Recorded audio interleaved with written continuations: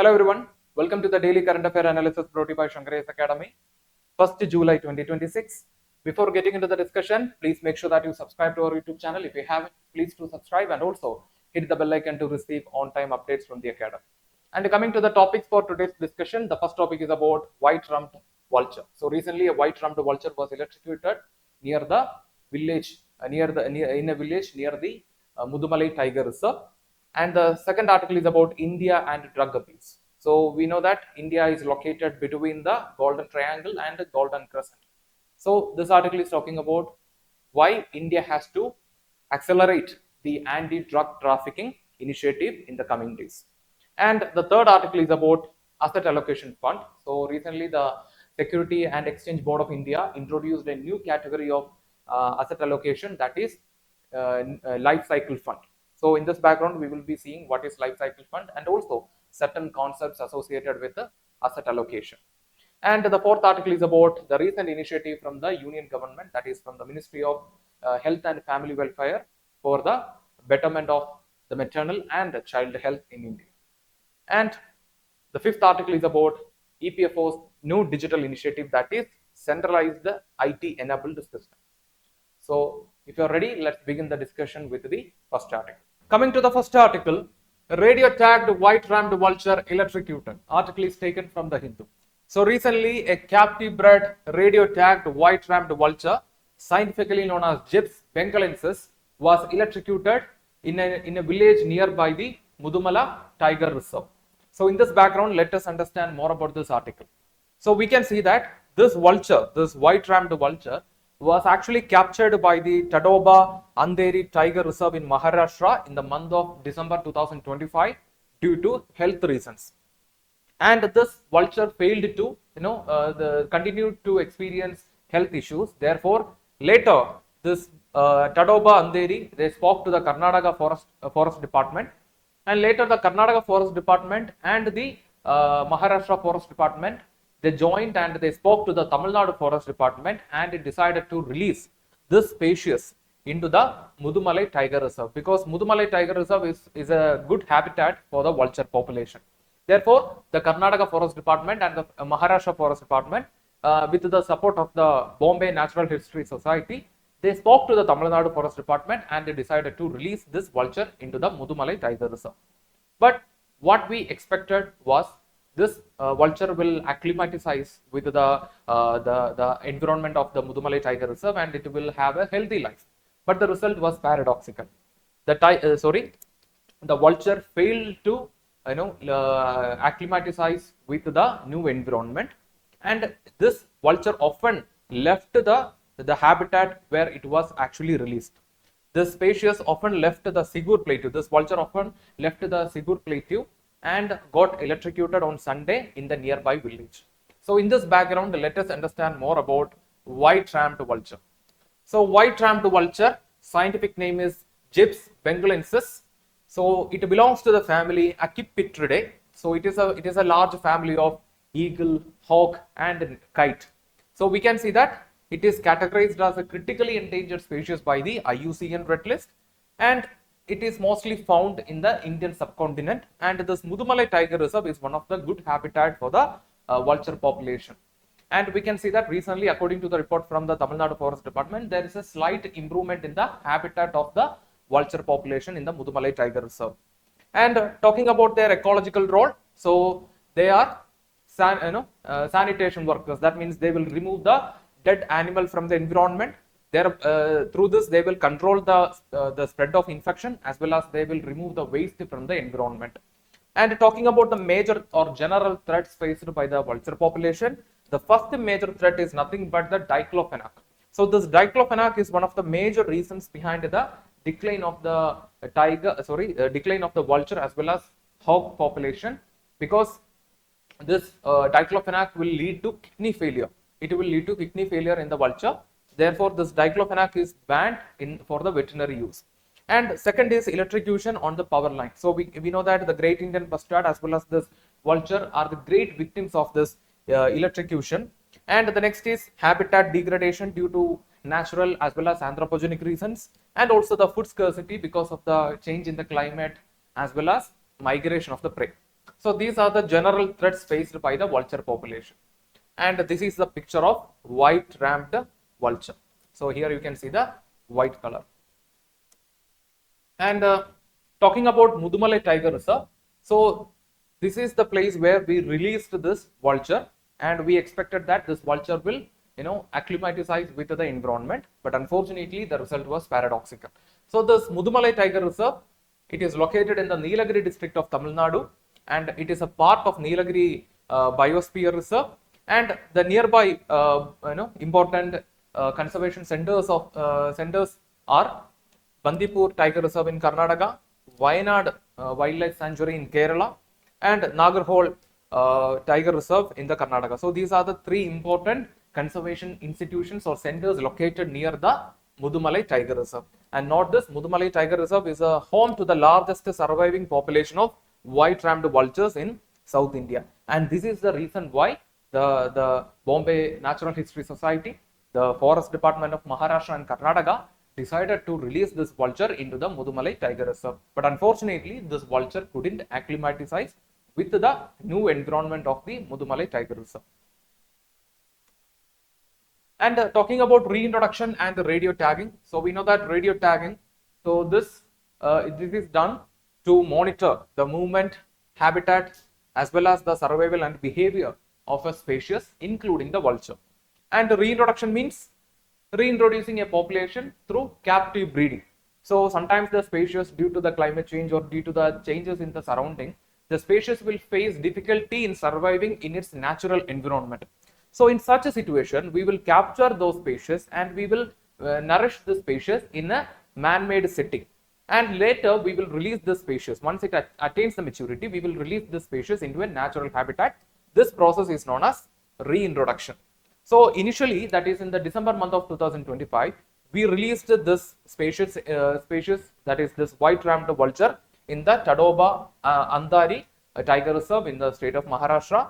But later, due to the health reasons, we reintroduced or we released this species into Mudumalai Tiger Reserve in the month of April 2026.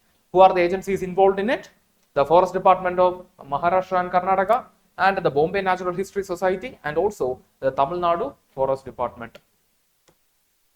And conservation issues. So we know that vultures are already facing a lot of threats, and they are categorized as critically endangered in the IUCN Red List. And here the major reason behind the death is electrocution by the overhead power line. Apart from this, there are other reasons like the failure of coping with the new environment after release, and the risk from power transmission infrastructure, and the challenges in reintroducing captive bred vultures. So these are the currently the other major challenges in conserving the vulture population. And suggested mitigation. So what we can do, how we can address this issue, how we can reduce the death caused by the electrocution. So here we can use certain mechanisms like bird diverters. So this bird diverters will be attached to the power line. So this bird diverter will be visible. It will be more visible to the birds. So the birds can divert from the power line. So this is how the bird diverters are working. Second, we have insulated transmission line. So here we will insulate the power line to prevent the electrocution. And the next is bunched cabling. So bunched cabling means ordering or bringing together the cables and we will attach them. So it will prevent the collision rate. And the next is monitoring through telemetry. Here we will use GPS or radio tagging to monitor the movement of the vulture, their migration pattern, habitat use and all. So these are the mitigative measures that we can currently take to prevent the death caused by the collision with the power lines. And talking about the Bombay Natural History Society, so we know that it is a premier institution or an NGO working in India to conserve the wildlife as well as for the research of wildlife in India, and it is headquartered in the capital of Maharashtra, that is Bombay. And talking about vulture conservation in India, so we have certain initiatives. For example, we have the vulture conservation breeding program, and we have banned the diclofenac for the veterinary use because diclofenac is the reason behind the failure of kidney in falcon, vulture, and as well as hawk. And promotion of meloxicam. So it is an alternative, relatively better or safer alternative to this diclofenac. And we have the National Action Plan for Vulture Conservation, and that worked for the duration of 5 years from 2020 from 2020 to 2025. So these are the major initiatives that we have currently in India to protect the vulture population. And coming to the prelims practice question, the question is, with reference to the white ramped vulture or Gyps bengalensis, consider the following statements. Statement 1, it is listed as critically endangered by the IUCN. Yes, it is considered as critically endangered by the IUCN. So the statement 1 is correct. And statement 2, veterinary use of diclofenac has been identified as a major cause of its population decline. Yes, the diclofenac is the reason behind kidney failure in falcon, vulture as well as hawk. Therefore, we have banned the use of the diclofenac for the veterinary purpose. So the statement 2 is also correct. And statement 3, Mudumalai Tiger Reserve supports one of the last seizable populations of this species in South India. Yes, it is a home to the largest seizable population of this white ramped vulture. So the statement 3 is also correct. So all the 3 statements are correct. So the correct answer will be option D, 1, 2 and 3. Let's check. Yes, with this we will move to the next article. Coming to the second article, caught in the middle. Article is taken from the Hindu. So this article is taken from the Hindu and it is talking about the importance of anti-drug initiatives. Why India has to boost its anti-drug initiatives in the coming days. The first major reason is the location. So India lies between 2 major drug production regions. First is Golden Triangle in the west, which includes Afghanistan, Pakistan and Iran. And this region is known for the production of opium or heroin. And the second is Golden Triangle, which is located in the east. And this Golden Triangle includes regions of Myanmar, Thailand and Laos. And this region is known for the production of heroin as well as methamphetamine. So we can see that recently, that is with the outbreak of civil war in the Myanmar, we can see that Myanmar is emerging as an important center of opium production in the world. So this is the time for India to boost its anti-drug smuggling initiatives. So talking about drug smuggling in India, so we can see that the major identified routes are Gujarat, Kerala and Tamil Nadu for through sea, and for the land border the drugs are mainly coming through Punjab and the regions of northeast.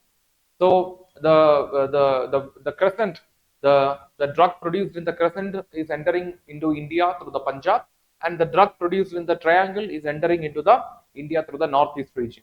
And recently we can see that new methods are used by the syndicates to distribute the drug, which includes distribution through drone, darknet and use of cryptocurrencies, which is mostly unregulated in many states. And what is the domestic challenge in dealing with the drug mafia? The first major challenge is nothing but diversion of the pharmaceutical products or ingredients for the manufacturing of illegal drugs. So we can see that methamphetamine or all these drugs are used for certain medical purpose too. But these days, the people within the country, that means certain mafia or syndicates within the country, they are diverting these ingredients for the production of illegal drugs. And talking about institutions and government initiatives, so we have the Narcotics Control Bureau, which is the apex agency to combat the drug trafficking in India, and it is working under the Ministry of Home Affairs. And next we have an international body, that is the International Narcotics Control Board, and this is an independent organization monitoring the implementation of UN drug control conventions. So not this, it is an independent body, it is not an UN agency, or it is not a part of UN. And the major initiative in India, so we have the Nash Mukt Bharat Abhiyan, which is implemented under the Ministry of Social Justice and Empowerment. So this is focusing on awareness, prevention and rehabilitation of drug abusers. And public health dimension. So what are the major challenges currently in India in dealing with the drug issue? The first is limited de-addiction centers. So the people have to revive their life, right? So they have to move to the next phase of the life. For that, we need proper de-addiction centers. But the limited de-addiction center, is making the task more tougher. And the second is concentration of the facilities mainly in the urban area. So this is creating a gap between the rural and the urban area. So the initiatives in the rural area becomes more tougher. Second is social stigma associated with the drug abuse. So we can see that if you take some people who got exposed to the such environment, they are not the reason behind the addiction. Sometimes their friends or sometimes their relative might have given this drug to them in the childhood, and eventually they got addicted to the drug. So to overcome this issue, we need good social support. So the social stigma around the drug abuse is one of the reasons in fighting, or one of the challenges in fighting the drug abuse in India. Second is high relapse rates, and the next is poor accessibility to the women. So we have to be more inclusive, but the facilities are mostly concentrated in the urban area, and within the urban area the accessibility is very limited to the women, because of the limited women doctors as well as attenders. And the next is inadequate rural healthcare access. So the reason is major rehabilitation centers or de-addiction centers are located in the urban area. And talking about the treatment, so we have opioid substitution therapy. So this therapy is used to reduce the dependence on opioid substances. And we can see that this initiative is widely implemented in the state of Punjab because of the high drug abuse cases. And coming to the prelims practice question, the question is, with reference to illicit drug trafficking, consider the following statements. Statement 1, the Golden Triangle comprises Myanmar, Thailand and Laos. Yes. The statement 2, the International Narcotic Control Board is a specialized agency of the United Nations. Statement 3, the Narcotics Control Bureau functions under the Ministry of Home Affairs. So which of the statements above is or are correct? So the correct answer will be option C. 1 and 3 only. The statement 2 is incorrect.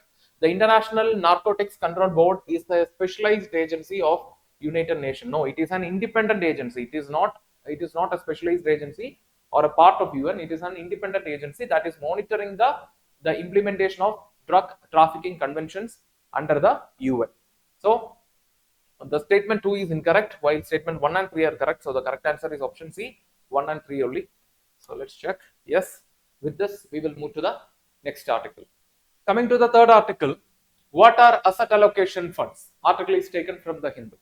So recently, the Security and Exchange Board of India introduced a new category of investment, that is life cycle fund.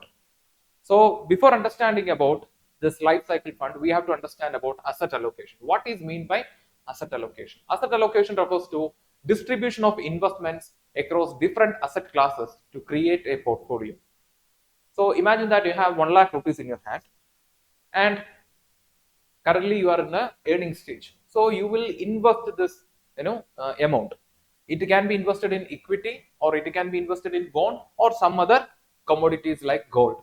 So this is how usually the people will allocate the fund for asset. So now the SEBI, the Security and Exchange Board of India, the market regulator, they introduced the life cycle fund. So here the person can invest in equity, bond and commodity. So usually before that, the trend is people will either go for equity or debt or bond. But now through this category, the people can invest in equity, bond and commodity. So what is mean by asset allocation fund? Investing across multiple asset classes, operates within a predefined allocation range. For example, imagine that, like I mentioned, you have 1 lakh rupees with your in your hand, and out of this 1 lakh rupees, 50% will be invested in the equity, and remaining 40% will be invested in the bond, and remaining 10% will be invested in the commodity. And the investor will change this rate according to the market conditions. For example, imagine there is a situation that the equity is not bringing any return, and also the equity market is in the threat. So that time the investor will reduce the 50% to 40%, and he will invest the 10% in the bond. And if the bond is in the threat, that means there is no return, and if the market is not in the favor of the investor, in that case he will, he will again, that means he will reduce this 50% to 30%, and he will invest 20% here. So this is how the asset allocation fund is working. And we can see that usually this asset allocation fund will be supported. That means the investor will be supported by a professional portfolio management, because they will advise the investor about the tactical asset, allocation. And the major benefit of this asset allocation fund is that the switching between asset class within the fund is not taxed. So here, like I mentioned, if the equity market is in the threat, so in that situation, he will reduce the fund from 50% to 40%, and he will invest the 10% in the bond. So this shift within the class is not taxable. So that is the benefit of this asset allocation funding. So we have to create awareness about this asset allocation funding, because it's a new way to manage your finance without much risk. And the limitation. So what is the major limitation of this asset allocation fund? The first is the portfolio allocation is based on fund mandate and the fund manager's market outlook. Instead of focusing on the investor's future life, most of the people will be investing based on the fund mandate and the fund manager's outlook on the market. For example, imagine that you are at the age of 25, and you have 35 years to get retired, and currently you have a saving of 1 lakh rupees. So how you are going to invest? So sometimes you can invest in equity because it will give you a long term return with a or sometimes if your retirement age is very close, in that case you can go for bond. So this, instead of focusing on this type of management, the people are often controlled by the fund allocating management as well as the fund mandate in the market. So we have to make sure that the investing amount or the asset allocation favors the future or the goals of the investor. So this is one of the limitations of the current fund allocation in India. And now we have a prelims practice question. The question is assertion. Asset allocation funds are generally considered tax efficient. State reason. Switching between asset classes within the fund does not ordinarily create a taxable event for the investor. So the asset allocation funds are generally considered tax efficient. Yes, within the class you can change your allocation. Switching between asset classes within the fund does not ordinarily create a taxable event. That is also correct. So the asset allocation funds are generally considered tax efficient because switching between the asset class within the fund does not create a taxable event. So the reason is explaining the assertion. So the correct answer is option A. Both A and R are true, and R is the correct explanation of A. This asset allocation funds are tax efficient because switching between the asset fund will not create a taxable event. So the correct answer is option A. So with this, we will move to the next article. Coming to the fourth article, Center unveils new maternal and child health initiatives. Article is taken from the Hindu. So during the 16th conference of Central Council on Health and Family Welfare, the Government of India, that is the Ministry of Health and Family Welfare, brought certain new initiatives as well as revised certain existing initiatives to improve our progress towards the universal health coverage as well as to improve the maternal and child health care. So in this background, let us discuss more about this article.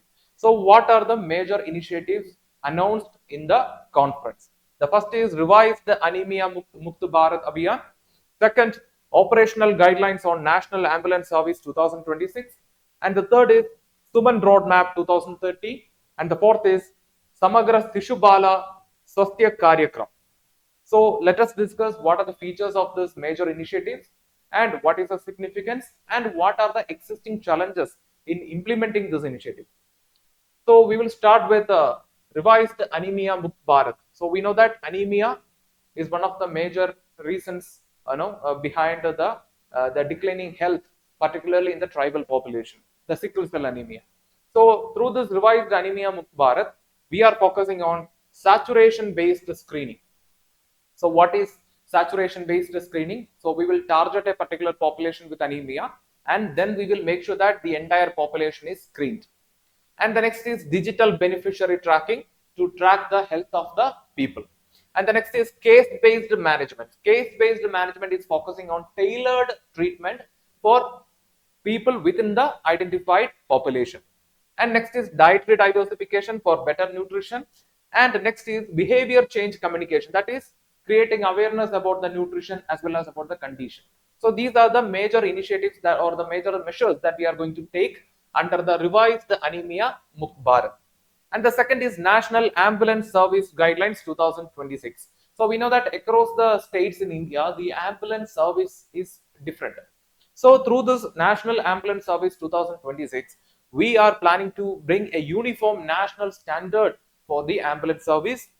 We are standardizing the infrastructure and the staff.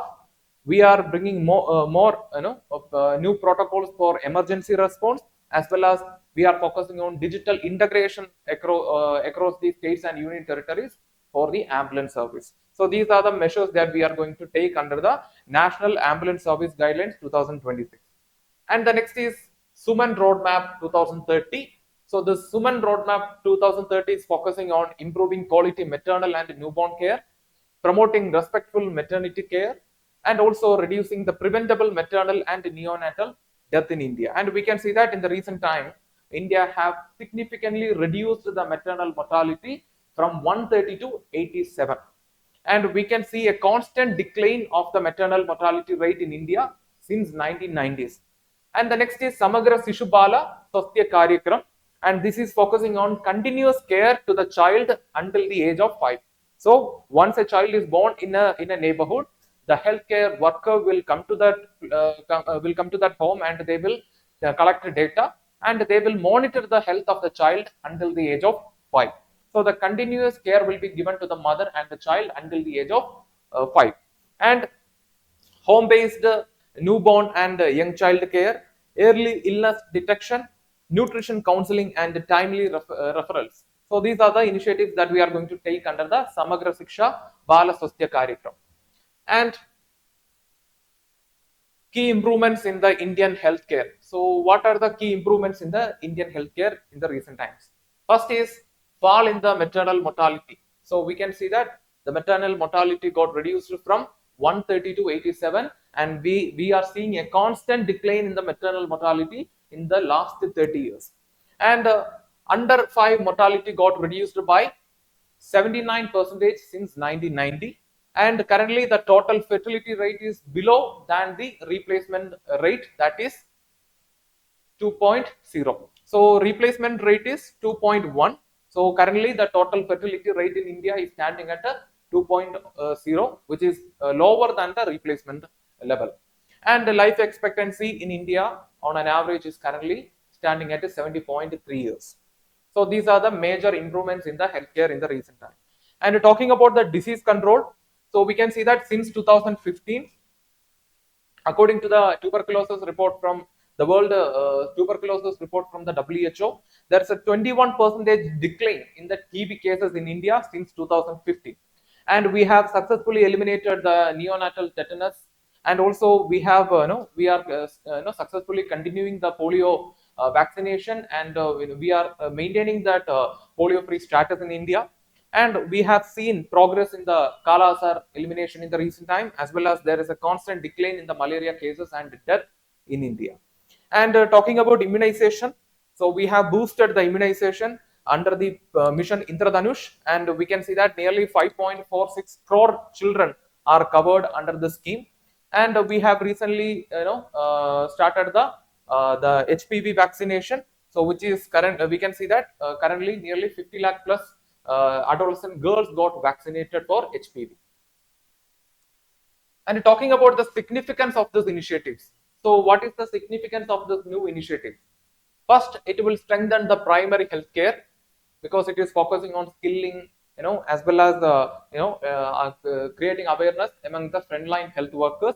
And the second is improves the maternal and child survival, especially the Suman Roadmap 2030 is focusing on improving the maternal health, and the Swasthya Karyakram, the Bal Swasthya Karyakram initiative is focusing on improving the child health, and it supports the India's travel towards the SDG 3, that is good health and well-being, and it promotes the digital health governance because we are focusing on digitalization, integration of the digitalization in the primary health care, ambulance service, as well as in the for the maternal care. And recently the government launched 2 digital platforms to strengthen the primary health care. What are they? First is E-Sushrat at clinic. Second is Arogya Setu 2.0, right? And it will advance, that means it will support the India's travel towards universal health coverage initiative. And talking about the major challenges in implementing the initiatives, so first is interstate disparities. So we can see that the capacities of the states across India is different, so we cannot expect all the states to strongly implement the initiatives. The first challenge is nothing but interstate disparity. Second is rural healthcare gap. So every rural area may not have a proper functioning primary healthcare. So such gaps are present in the rural healthcare itself. And the next is shortage of skilled health workforce. So they may not have a proper idea about the new trend of the infections or diseases. So that is another major challenge. And they, while we going for implementation, it is very important to train the skilled the health workers in the primary level to handle this digital platform. Otherwise, it will not be useful. And the next is anemia and malnutrition burden. So India is currently facing dual burden, that is obesity on one side and malnutrition on the other side. And the next is anemia, particularly the women and the tribal population are more vulnerable. So getting cooperation for the treatment, getting cooperation from the community is another major challenge. And effective implementation and monitoring. So we can implement this initiative, but we have to make sure that the implementation is going on properly. So then only we will get a good result for the long term. So these are the major challenges. So what can be done? So what are the measures that we can suggest for better implementation of these initiatives? The first is strengthening the center state coordination. So the center has to identify which are the states have the capacity to strongly implement or properly implement these initiatives. So the states which are lacking should get support from the central government. And the next is improving the frontline health workforce capacity. So we have to teach them about the new trend of infection, new pattern of the diseases, the shift in the disease burden. For example, recently the major concern is not about the infectious disease, but about the non-communicable diseases like the hypertension, blood sugar, cardiovascular problems. So we have to teach the the healthcare workers about this changing pattern or the shift in the disease burden. And expanding the digital health system, ensuring quality emergency transport service, and integrating the nutrition, immunization, and maternal care under single umbrella, and also focusing on last mile service delivery. So these are the initiatives that we can take, or we can suggest to make the healthcare more inclusive. So, and also we need to consider the socioeconomic status, the nutrition status of a particular community or a particular region. So these are the initiatives that we can take to for the better implementation of the healthcare policies in India. And coming to the mains practice question, the question is maternal and child healthcare remains central to achieving universal health coverage in India. Discuss the significance of the recent maternal and child health initiatives launched by the government while highlighting the implementation challenges. So this question has 3 parts. So the first part is introduction. Second part, they are asking about the recent initiatives for for the health of the mother and the child, and they are asking for the challenges. What are the implementation challenges? So implementation challenges we already discussed, right? Lack of awareness, interstate disparity, rural gaps, gaps in the rural healthcare system, limited capacity of the primary healthcare services. So these are the major implementation challenges. So here you can highlight these points. And the second point, you have to talk about In the second part, you have to talk about what are the major initiatives taken by the government. There you can talk about Mission Indradhanush. You can talk about the Suman roadmap and Madru Vandan Yojana. So such initiatives you can mention here. And the introduction should link how the maternal and the child health is important to achieve the universal health care. So the introduction should link how the maternal and child health care is very important to achieve the universal health care. So the introduction should be linking the maternal health and child health with the universal health care. So in the second part, you have to highlight what are the initiatives taken by the government to improve the health of the health and well-being of the mother and child. And in the third part, you have to highlight what are the implementation challenges. And conclusion, you can use the points from our way forward. So using this hints, try to answer the question, post it in the comment section. We will review and we will reply for your answer. And also we will be pinning the best answer out of the answers submitted. So with this, we will move to the prelims focus for the day. Coming to the fifth article, what is EPFO's new system? Article is taken from the Hindu.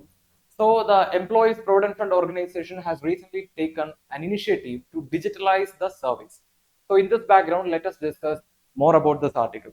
So first we'll start with a brief introduction about the Employees Provident Fund Organization. So we know that Employees Provident Fund Organization is working under the Ministry of Labor and Employment, and this organization administers the Employees Provident Fund, Employees Pension Scheme, as well as the Employees Deposit Linked Insurance Scheme. So this will provide retirement savings, and this organization will provide retirement savings and social security to the employees worked in the organized sector. So this is for the organized sector. So now we will come to the digital initiative, that is centralized IT enabled system. So what is the centralized IT enabled system? So it is a new digital platform of the EPFO designated to replace the regional database with one national database. So what is the importance of this? Before that, we will see who developed it. So it is developed by the Center for Development of Advanced Computing. So what is the significance, or what is the objective of this digital platform? So imagine that you entered into a government service and you started working from Tamil Nadu, and later you got retired from Delhi or somewhere in the north. So and now you are living in Delhi or in the some North Indian states. So what happens for the retirement service to get the pension or any other service from EPFO? You have to come to the regional base which is located in the Tamil Nadu. So this created a lot of delay, paperwork, and also there are possibilities of error and complexity. And this is one of the issues. This is one of the issues. So this new platform, this new centralized IT enabled system will replace this multiple regional database into a single national database. So the person who got entered into the work from Tamil Nadu and later got retired in Delhi, no need to come to Tamil Nadu for any EPFO service. He can access the service from the Delhi itself. So that is the benefit, or that is the major objective of this centralized IT enabled system introduced by the EPFO. So what are the benefits? First, single national database. So we can see that this single national database is replacing over 120 regional databases. And service anywhere, that is portability. So we can see that the person, irrespective of their the regional station, they can access the service from anywhere in India. And next is unified digital portal. So they can access this EPFO service using their universal account number and password. And online know your customer service, claims and grievance redressal also provided through this platform. And electronic claim processing. So this will reduce the time. At the same time, it will provide online query resolution. And the next is consolidated service records under the one universal account number. So we can see that a person's data will be stored using this the universal account number. So you don't have to this will bring an order, and also you don't have to go for any other database to search the data regarding a particular person and his service. For example, if he started working in Chennai and he got transferred to Tamil Nadu, later he got transferred to Delhi. In that case, you don't have to search the database of Tamil Nadu and Delhi to understand about this person's work history. You can use the single database to gather the data about this person. And the next is rule-based automation for faster and error-free processing and foundation for future UPI integration. So these are the major benefits of this centralized IT-enabled system of the EPFO. And significance. So what is the significance of this initiative? First is faster and transparent claim settlement. Second is portability. That means you can access the EPFO service from anywhere in India. And reduced paperwork and physical visit. We can see that most of the people who got retired will be above the age of 60 or 65. In such a situation, you cannot ask such people to visit their regional base, which is located maybe thousands of kilometers away from their home. So such difficulties can be reduced. And better ease of living for workers, pensioners, and nominees, and improved administrative efficiency through centralization. So you can gather the data easily. You don't have to search to regional database to gather data about a person's service record. You can access the person's service record using the universal account number. You can provide pension service through this platform. So it will improve the administrative efficiency, and it will strengthen the digital governance and the social security delivery, and also it will support the labor mobility by maintaining a unified employment history. So these are the major significance of this initiative. And now we have a prelims practice question. The question is, with reference to the centralized IT-enabled system of the Employees Provident Fund Organization, consider the following statements. Statement 1, it replaces the centralized regional database with a single national database. That is correct. Statement 2, member can access the EPFO service using their existing universal account number. That is also correct. Statement 3, under the new system, members are still required to approach their original regional EPFO office for claim settlement. Now, eliminating this requirement is the major objective, one of the major objectives of this centralized IT-enabled system of EPFO. So the member don't have to visit their regional EPFO office for any service. So the correct answer is option A, 1 and 2 only. Yes. With this, we are coming to the conclusion for today's current affair analysis. With this, we are coming to the conclusion for today's current affair analysis. If you like the video, hit the like button, give your feedback as comments, and share this content with your friends. And before leaving this channel, don't forget to subscribe and also hit the bell icon to receive on-time updates from the academy. Thank you for listening to us. Thank you for listening to me. Have a nice day.